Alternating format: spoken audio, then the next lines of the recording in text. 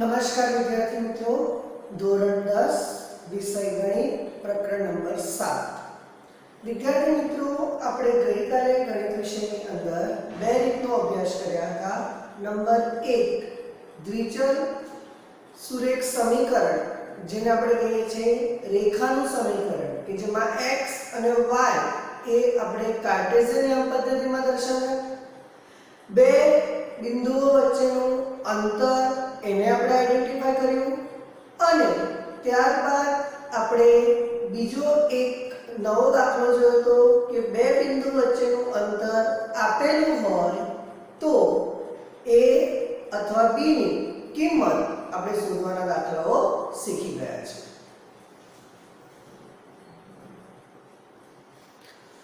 વિદ્યાર્થી મિત્રો, હવે આજે એક ત્રીજી રીતનો અભ્યાસ કરીશું, જેની અંદર આપણે લોકો કાટકોણ ત્રિકોણ બતાવીશું, સમદ્વિબાજુ ત્રિકોણ બતાવીશું, સમબાજુ ત્રિકોણ બતાવીશું, ચોરસ બતાવીશું, લંબચોરસ બતાવીશું, સમાંતર બાજુ ચતુષ્કોણ બતાવીશું, સમલંબ ચતુષ્કોણ બતાવીશું।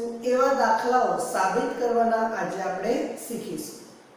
વિદ્યાર્થી મિત્રો, અહીંયા તમને આજે પ્રશ્ન એવો પૂછેલો છે, સ્વાધ્યાય 7.1 નો ત્રીજો દાખલો છે કે એક બિંદુ, બીજું બિંદુ અને ત્રીજું બિંદુ આપેલું છે અને તમને એવું પૂછ્યું છે કે તે બિંદુઓ અસમરેખ છે તેમ બતાવો। તો આપણે જાણી લઈએ કે જો ત્રણ બિંદુઓ A, B, C એ સમરેખ હોય, કેવા હોય? સમરેખ હોય તો આપણે ત્રણ શરત મળે, AB + BC બરાબર AC। નંબર 2, AC + BC બરાબર AB। અને ત્રીજી શરત મળે, AC + AB બરાબર BC। જો આ ત્રણ શરતોનું પાલન થતું હોય તો એ ત્રણ બિંદુઓ A, B અને C એ કેવા છે? સમરેખ બિંદુઓ છે।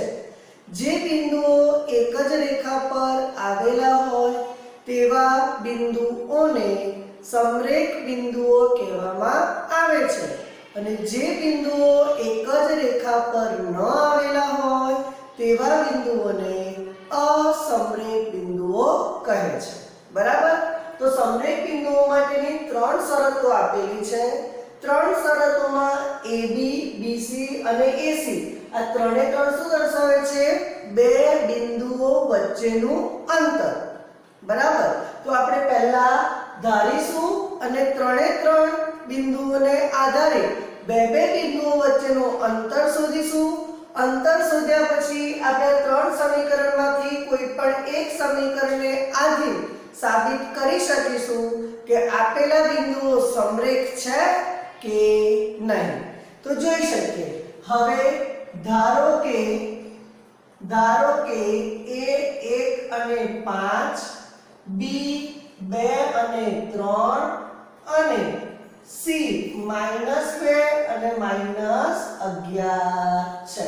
જ્યારે પણ તમને લોકોને પરીક્ષામાં પ્રશ્ન એવો પૂછાય કે આપેલો બિંદુઓ સમરેખ છે તેમ બતાવો, આપેલા બિંદુઓ અસમરેખ છે તેમ બતાવો, આપેલો ત્રિકોણ કાટકોણ ત્રિકોણ છે તેમ બતાવો, આપેલો ચતુષ્કોણ સમાંતર બાજુ ચતુષ્કોણ છે તેમ બતાવો, આપેલો ચતુષ્કોણ લંબચોરસ છે તેમ બતાવો, ત્યારે હંમેશા આપણે બિંદુઓના નામ ધારવા પડશે।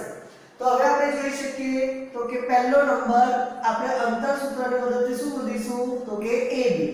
ચાલો AB શોધવા માટે આપણી પાસે સૂત્ર કયું છે?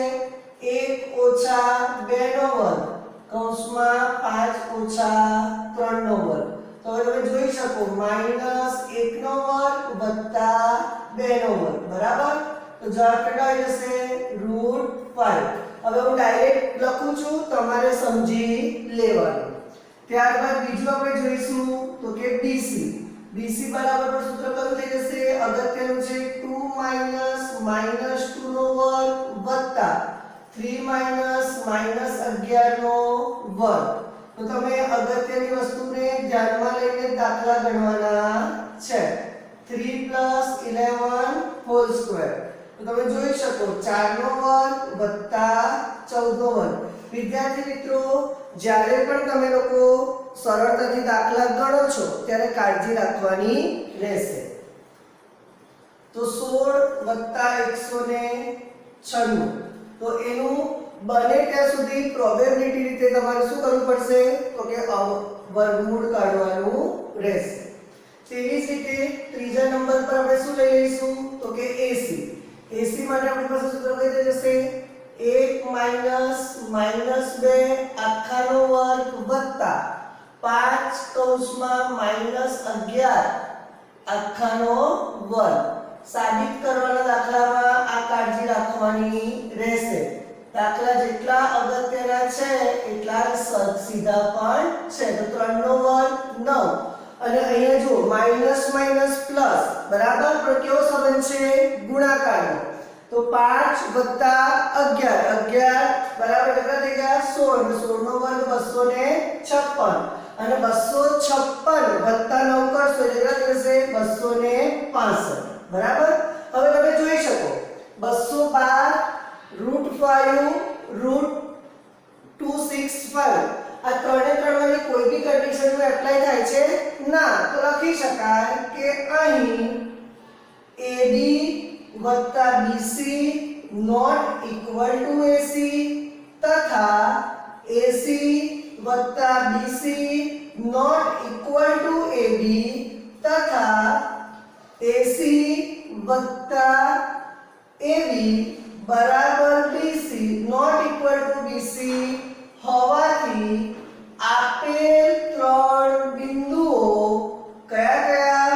તો કે આપેલ ત્રણ બિંદુઓ એ અસમરેખ છે. કેવા છે? અસમરેખ. એટલે કે એક જ રેખા પર આવેલા નથી તેવું આપણે અહીંયા સાબિત કર્યું.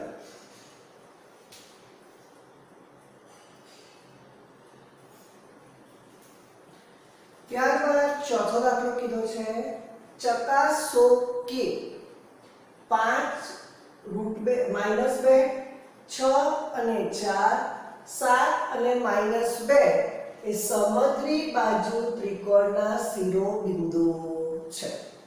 તો સમદ્રી બાજુ ત્રિકોણ તમે લો બરાબર.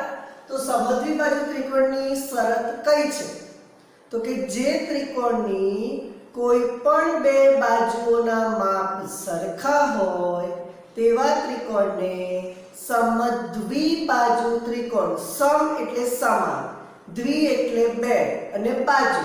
તો જે ત્રિકોણમાં બે બાજુના માપ સરખા હોય તેવા ત્રિકોણને સમદ્વિબાજુ ત્રિકોણ કહે છે. તો સમદ્વિબાજુ ત્રિકોણ માટે આપણે ધારી લઈએ તો કે ધારો કે A 5 -2 B 6 4 અને C 7 -2 એ ત્રિકોણના શું છે? તો કે શિરોબિંદુ છે. બરાબર, ખ્યાલ આવે છે? એવું આપણે ધારી લીધું કે આ ત્રણ જે છે એ એક ત્રિકોણના શિરોબિંદુ છે. તો બાજુના માપ શોધો હોય તો લખી શકાય કે હવે અંતર સૂત્ર પરથી, ચલો અંતર સૂત્ર પરથી આપણે શું શોધીશું? તો કે પહેલા બાજુના માપ. તો AB કયું સૂત્ર?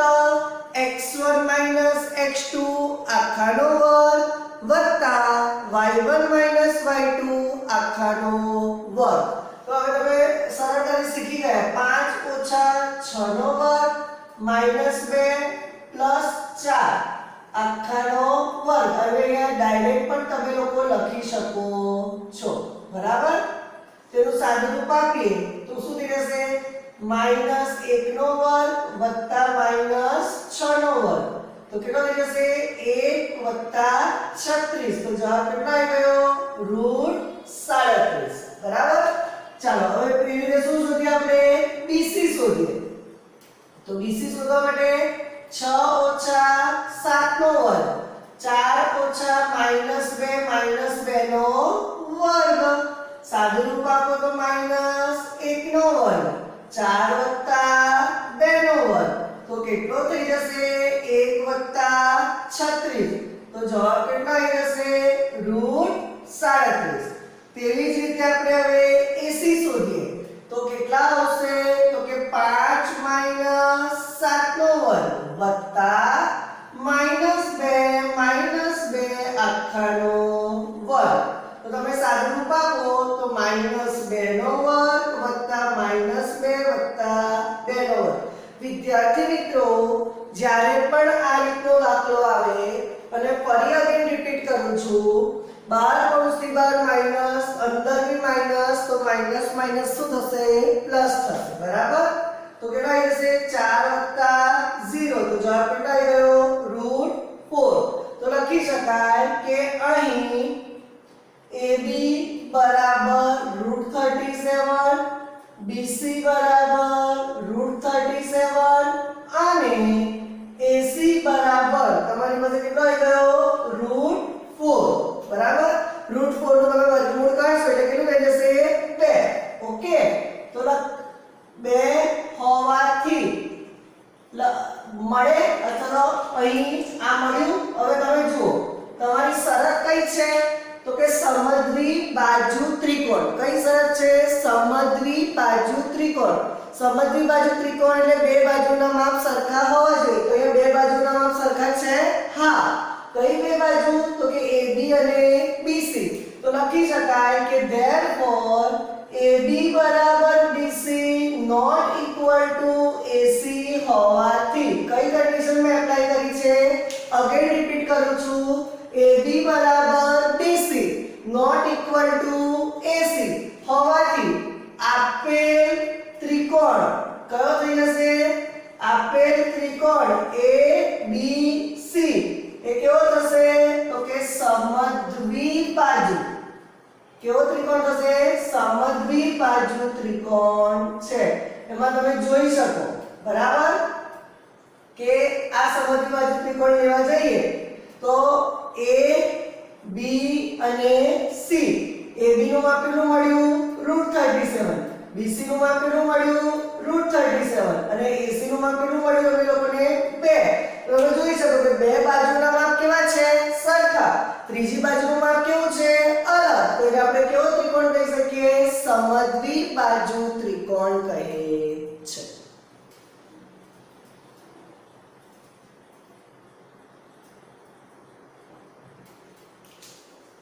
ત્યારબાદ એક બીજો દાખલો છે પાંચમો દાખલો बताओ कि A 3 4 B 6 7 C 9 4 D 6 1 એ ચોરસના શિરોબિંદુ છે તો આપણે બધા જ જાણીએ છીએ કે ચોરસના શિરોબિંદુ હોવા માટેની શરત કઈ તો કે જે ચતુષ્કોણની ચારે બાજુના માપ સરખા હોય તેવા ચતુષ્કોણને ચોરસ કહે છે તો અહીંયા આપણે અંતરસૂત્રની મદદથી પહેલા ચારે બાજુના માપ શોધીશું તથા બે વિકર્ણના માપ પણ કેવા થાય સરખા તે પણ આપણે અહીંયા બતાવીશું તો જોઈ શકીએ તો કે લખી શકાય કે હવે અંતરસૂત્ર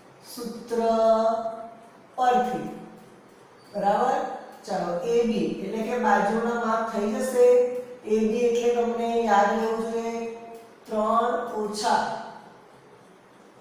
6 નો વર્ગ વત્તા 4 ઓછા 7 નો વર્ગ તો તમારું સૂત્ર કેટલું થઈ ગયું 3 નો વર્ગ વત્તા 3 નો વર્ગ પણ બંને કેવા માઈનસ તો કેટલો થઈ જશે 9 વત્તા 9 તો કેટલો થઈ ગયો 9 વત્તા 9 એટલે કેટલા થઈ ગયા 18 બરાબર ખ્યાલ આવે છે આગળ જોઈએ BC બરાબર એ જ રીતે અંતરસૂત્ર એપ્લાય કરીશું તો કે 6 ઓછા 9 નો વર્ગ શું થઈ જશે 6 ઓછા 9 નો વર્ગ વત્તા 7 ઓછા 4 નો વર્ગ તો એને તમે સાદું રૂપ આપશો -3 નો વર્ગ વત્તા -3 નો વર્ગ તો શું થઈ ગયો 9 વત્તા 9 તો વર્ગમૂળમાં કેટલું થઈ ગયું 18 ત્રીજું જોઈએ કયું લઈ લઈએ આપણે CD બરાબર ચાલો CD બરાબર એટલે આપણી પાસે કેટલા થઈ ગયા તો કે 9 ઓછા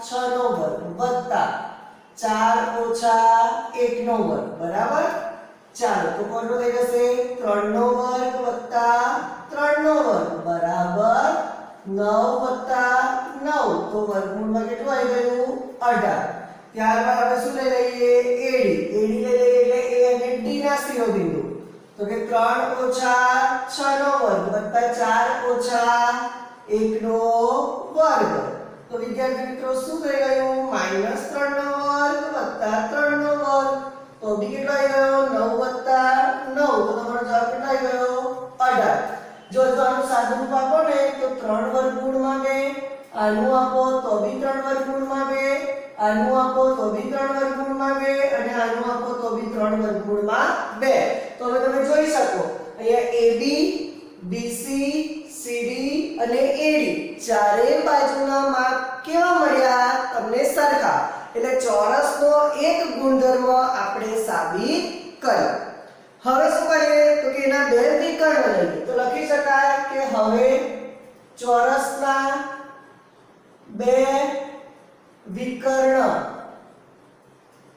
AC અને BD માટે ચાલો જોજો હું લખું છું દાખલો કાળજી ધ્યાન રાખજો ચલો AC એટલે વર્ગમૂળમાં 3 ઓછા 9 નો વર્ગ 4 ઓછા 4 નો વર્ગ તો અહીંયા જોઈ શકો -6 નો વર્ગ વત્તા 0 નો વર્ગ તો કેટલો આવી ગયો √36 અને √36 એટલે તમારો જવાબ કેટલો આવી ગયો તો કે 6 તથા BD ચલો BD બરાબર પણ B અને D ના યામ તો કે 6 ઓછા 6 નો વર્ગ વત્તા 7 ઓછા 1 નો વર્ગ બરાબર તો કેટલો થઈ ગયો 0 નો વર્ગ વત્તા 6 નો વર્ગ તો જવાબ કેટલો આવી ગયો 36 અને 36 એટલે કેટલો આવી ગયો 6 તો લખી શકાય કે અહીં AB બરાબર BC બરાબર CD બરાબર AD તથા AC બરાબર BD હોવાથી એનો મતલબ કે ચારે બાજુના માપ કેવા થયા સરખા અને બંને વિકર્ણના માપ પણ કેવા થયા સરખા તો આપેલ શિરોબિંદુ એ ચોરસના કોના છે તો કે ચોરસના શિરોબિંદુ છે કોના શિરોબિંદુ છે ચોરસના શિરોબિંદુ છે તેવું આપણે સાબિત કર્યું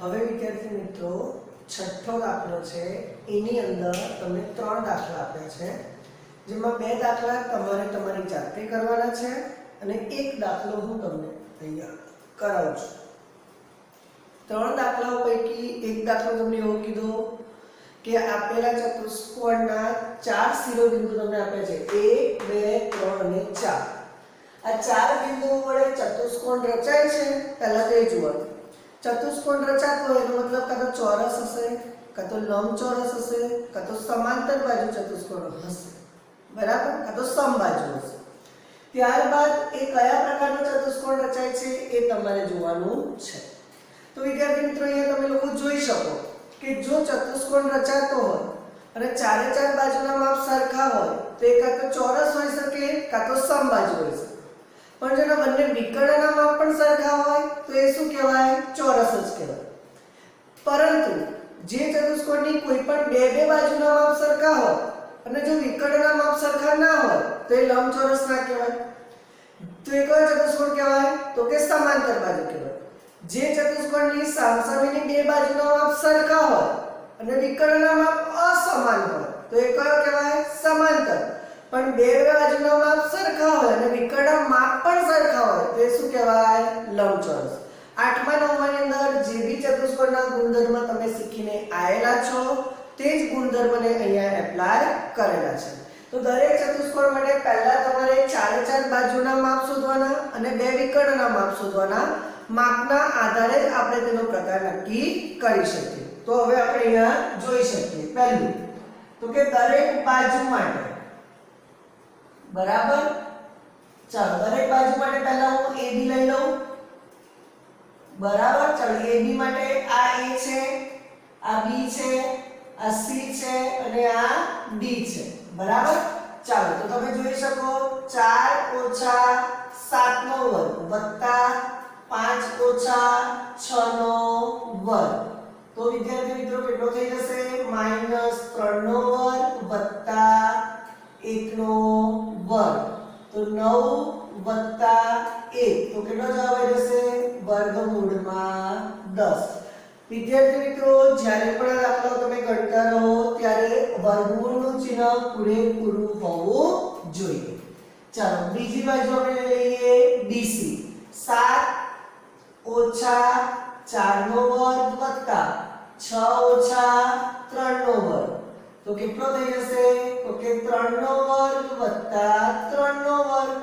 તો 9 વત્તા 9 તો કેટલો થઈ ગયો? વર્ગમૂળમાં 18. બરાબર. બાજુના માપ જ આપણે અત્યારે શોધી રહ્યા છે. ત્યારબાદ CD. બરાબર. ચાલો CD માટે શું લઈ લઈશું? તો કે 4 ઓછા 1 નો વર્ગ 3 ઓછા 2 નો વર્ગ. તો હજુ તમે સાદું રૂપ આપો તો કે 3 નો વર્ગ વત્તા 1 નો વર્ગ. તો 9 વત્તા 1 બરાબર વર્ગમૂળમાં 10. ત્યારબાદ AD લઈ લઈએ. AD બરાબર લેવા જાઓ એટલે 4 ઓછા 1 નો વર્ગ વત્તા 5 ઓછા 2 નો વર્ગ. બરાબર. તો શું લખાય? 3 નો વર્ગ વત્તા 3 નો વર્ગ. તો શું લખી શકાય? 3 નો વર્ગ 9 વત્તા 9 તો તમારી પાસે કેટલા થઈ ગયા? 18. એનો મતલબ કે તમે પહેલા ચાર બાજુઓના માપ તો શું કરી લીધા? શોધી લીધા. બરાબર. હવે આપણે બે વિકર્ણના માપ શોધી લઈએ. તો કે હવે વિકર્ણો માટે ચાલો વિકર્ણો કયા લઈ લઈએ? તો કે AC. AC માટે શું લખાશે? તો કે 4 ઓછા 4 નો વર્ગ વત્તા 5 ઓછા 3 નો વર્ગ. તો શું થઈ જશે? 0 વત્તા 2 નો વર્ગ. તો કેટલો આવી ગયો? વર્ગમૂળમાં 4 ને વર્ગમૂળમાં 4 એટલે 2. ત્યારબાદ બીજો વિકર્ણ કયો લઈ લઈએ? તો કે BD. BD લઈએ એટલે શું થઈ જશે? 7 ઓછા 1 નો વર્ગ વત્તા 6 ઓછા 2 નો વર્ગ. બરાબર. તો અહીંયા શું થઈ જશે? 6 નો વર્ગ વત્તા 4 નો વર્ગ. બરાબર. તો 36 વત્તા 16 તો કેટલો થઈ ગયો? 52. 13 ચોક 52 એટલે 2 વર્ગમૂળમાં 13. હવે તમે જુઓ તમારી પાસે ચાર બાજુઓના માપ સરખા છે પણ બે વિકર્ણના માપ સરખા છે. તો કે ના. તો લખી શકાય. તો કે લખાય હવે કે અહીં તમે જુઓ કઈ કઈ બે બાજુના માપ સરખા છે? તો કે AB બરાબર CD. તો લખવાનું કે AB બરાબર CD તથા BC બરાબર AD. જુઓ BC બરાબર AD અને AD બરાબર CD અને AC not equal to BD. બંને વિકર્ણના માપ સરખા છે? ના. હોવાથી આપેલ ચતુષ્કોણ એ સમાંતર બાજુ કયો ચતુષ્કોણ કહેવાશે? તો કે સમાંતર બાજુ ચતુષ્કોણ છે. બરાબર. હવે તમે અહીં જુઓ સામસામેની બે બાજુના માપ સરખા હોત અને જો બંને વિકર્ણના માપ સરખા હોત તો એ ચતુષ્કોણ કયો કહેવાયો હોત? તો કે લંબચોરસ.